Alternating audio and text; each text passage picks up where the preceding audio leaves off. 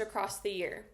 And then our third source of funding would go through sponsorships and memberships. This is something that I find like most exciting because it would just be so cool if you had a hospital that sponsored a certain amount of women every single year to go through our program so that they can get the postpartum care that they want. So having like hospital sponsors or like OBGYN offices, and it would be even more beneficial for the OBGYN offices because they themselves would probably get referrals from us as well. And then, it looks good when you're taking care of your women, not only during their pregnancy, but postpartum, when a lot of us just get like a 6-week check, you have a OBGYN that's caring about your postpartum care. So those kinds of sponsorships is what I'm imagining. I'm also thinking of small contributors, like let's say, your mother-in-law is out of the country, out of the state, and she just wants to sponsor you. She can't be there physically, but she wants to sponsor you through this program. I'm thinking individual sponsors as well, and say, hey, like we can't be there physically, but we want to sponsor you through your 40 days and 40 nights and help you in those postpartum days. Or even they themselves can raise money so that they can sponsor themselves through a membership. So a lot of the community, we want to involve a lot of the community. So we want to involve hospitals, we want to involve OB offices, we want to, reach out to local businesses and see what they are willing to do to support postpartum women during these first 40 days and 40 nights. And so for the first year, we're averaging about $2,500 per month. I would hope that in the future, all of these numbers would go up, obviously, and I think even more so in the sponsorships, as well as in the grants, as we acquire more grants and as we have more sponsorships and people being aware of our program and what it does so that they can reach out and sponsor somebody or get involved in a membership where they're just giving monthly to postpartum women. Next is the major expense categories. So I see us obviously providing services, and those services are delivering food, cleaning costs, and then consulting fees and client materials. So consulting fees would be like, we're hiring somebody to come in and give us some information about postpartum care. Client materials would be, pamphlets and things like that they can read during the postpartum care, videos that they can watch, educating our clients on postpartum care and mental health. And then salaries and stipends. So there would be a coordinator, a part-time counselor, a lactation consultant. For the first year, it would probably start out where most of these people are either contracted or they're part-time. Maybe only one person's full-time, as the salaries would be kind of low to start.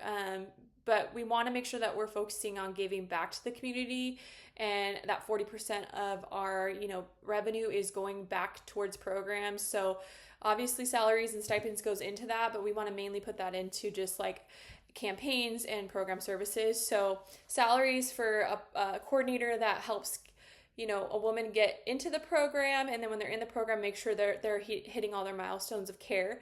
And then a part-time counselor would be somebody for mental health that we would kind of call in. So if we had 5 mothers for, the 40 days, which is about a month and a half. So for the 5 mothers, we would call in a counselor to come in, once a week or every so often for those 5 mothers that want it, need it, that kind of thing. And then a lactation consultant would be a contracted thing as well. So those moving on, we'll move to marketing and outreach. So obviously you'll need a website, flyers, local ad placements, and community events. I think I could totally see myself setting up a booth and being at like a community event or health organization events, handing out flyers and, letting people know about what we're doing so that we can get more donations and have more people sponsored. And so that's kind of my way of viewing it, aside from just like website and also social media, is the flyers and local placements as well as community events would be like a booth somewhere at a health event or even just at your market night, so that we could raise awareness and call people in and call for donations and sponsorships. And lastly, operations and administration. So rent, initially I don't see there being a whole lot of rent costs because everybody's part-time or they're going to be contracted, so they're not really going to need like an office space. The office space would be the client's home. It would mainly be for administration, so me or the coordinator, and so it wouldn't have to be like very big space. It could be just a very like shared space. Therefore, utilities, that kind of thing would be office supplies, that kind of thing would be smaller because it's going to be a smaller shared space with just one or two people maybe in there.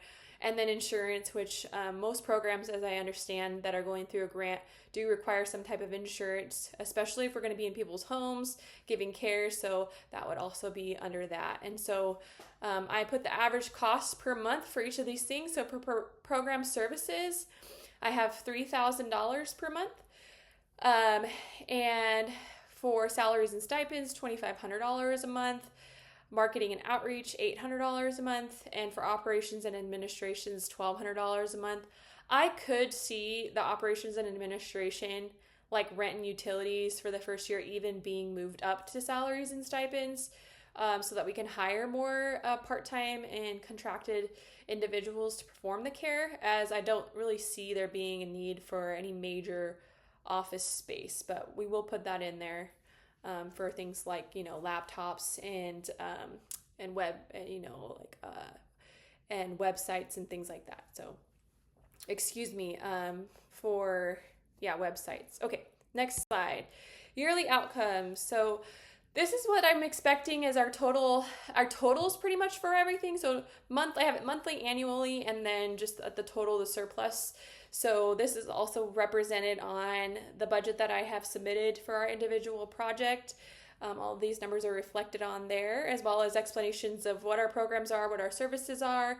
So the total monthly average revenue, we're looking to see $8,167. And mind you, when I'm taking this $8,167, a lot of it is a culmination of like what we're anticipating at the fundraising event spread out over the year. So like, let's say at the fundraising event for the holiday gala, our goal is to raise $10,000. We raised $10,000. That's going to be spread out over the course of the year at $1,167. So that is how I'm accounting for a lot of this revenue, is just at some of these events, the donation goals, and how they'll spread out over the year.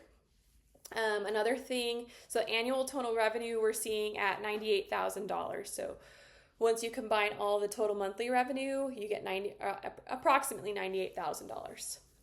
For total monthly expenses, $7,500. And that's to account for, previous slides where it goes through everything that we are going to be doing throughout the month and what that cost will look like. And so therefore, when you take that $7,500 annually, it comes to around $90,000 for total expenses. So when you take the average revenue and or you take the total revenue and you minus it by the total expenses, we have a $8,000 annual surplus, and that annual surplus is going to go into our sustainable growth program, which is a modest annual surplus that is going to be reinvested into the program to expand services, to reach families, and to strengthen community partnerships. So nothing is going to be, everything's going to be reinvested in some kind of way. And I also see it going through like emergency funds, as you run into a lot of postpartum moms that, have a baby that maybe a couple days later they found out had a hole in their heart, or, had to go through ICU and have all these bills now that are causing them stress. So something like that is what I'm viewing as well, like having a stash away for some emergency funds for families, and then also to expand our services and to strengthen our community partnerships. So that is pretty much it. Thank you so much for listening. This is definitely longer than it was supposed to be, 7 to 10 minutes, but we're at like 18. But I hope you had enjoyed listening to my ideas. Now that I'm going through this, so it was kind of a thought in my brain when I first had a baby, but now that I've gone through doing this project, it kind of makes me think like maybe I should do this, because I could really see it going through this project, and then also now being a new fiscal coordinator for a nonprofit and understanding how nonprofits work. It's something that I'm passionate about. It's something that I can actually see being very beneficial in meeting a gap in our community needs and actually finding realistic funding. I think there's a lot of moms out there that would appreciate this, but not only appreciate it, once they have this service, they would want to give back. So I hope you enjoyed listening to my presentation. I've enjoyed the course, and I hope you guys continue to have a great rest of the weekend and a great end of the year. Thank you.